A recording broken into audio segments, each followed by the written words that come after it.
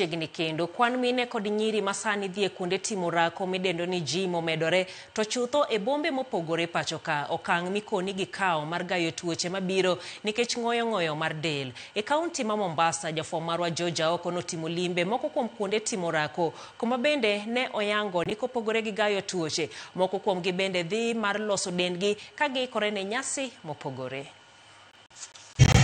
En achiel kuom kuonde timo orako mantiere Bamburi, Mombasa. Kae ne ayudo ka Mikai Betty Sharon masani hao higni 59 ka odich timo orako. Opimona ni rito ngimane ka chied kod luoro mar chwalo tuo sickle cell anemia ne nyathine ema omiyo timo orako ringerembe. Kochakre 2008 no nyaka sani an pok adhi osiptal. Pok adhi osiptal. To kama pok adhi osiptal ni antie kod underlying condition. An carrier mar sickle cell anemia. To nyathina matin sani nigi higni 20. Nowe dhi osiptal sama ne chanjo mare orumo. Tuo mane onyore chiegni higni 20 mosekalo ema ne ojiwe mondo mi odonje orako ni mar ne okorwako wach bero mane laktar dwaro ni otimne. Mana dhi Coast General kai motimna MRI. Antie kod results. Monwang' ni choke matindo meng'eya gi nitie seche magi bulge. Koro nonyisa ni gima nyalo konya en mana ka oyang' gi nyalo konyora. To e kar rieyo del machielo ne ayudo ka Pauline Oginga ma en apisa e kaunti ma Mombasa bende odich katimo orako. Kae en bende ne onyisa ni wach tuo ema ne orwake e gym. Oyudo ka ne achiamo lunch mama dosoda daero kama dosoda kok mang'ich basa gora piny kotero hospital kipimo skari to nen ni piny, which was unusual. Then daktari no okwayo manual blood pressure machine.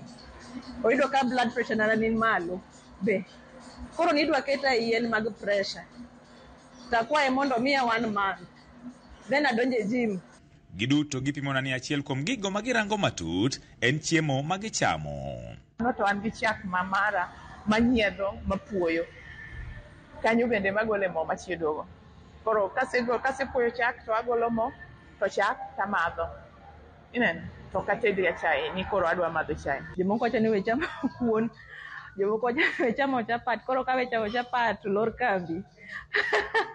Koro I watch gima chamo at any given time. I need more energy gokinyi gi lunch time. Kechabo biro workout or workout in the morning. So I need more energy at that time. Duso del kod manyo figa malombo wang bende ginyisa ni en achiel kuom ajenda mamiyo moko kuom nyidendi dhi timo orako to chutho e kinde ma ihao nyasi mopogore mag Disemba. Kaka koro sani wadhi e Disemba ni ibodo ka ging'eny sana. Kech odwaro body modhi gawe e Disemba. Arus gi arus ineno gitimo orako ineno. En joma nyiri ofwenyo ni gin maua nyaka rieny.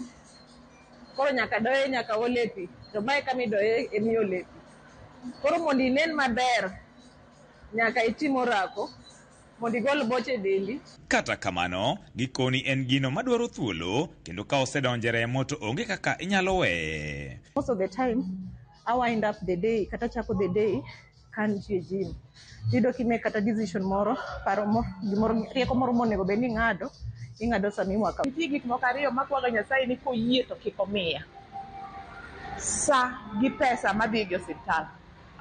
Miel bende gikoni samoro giduso mar kweyo paro. No mi moral mar timo orako. To e utegi ne mine wetegi. Exercise ber. En gima konyo golo paro mang'eny.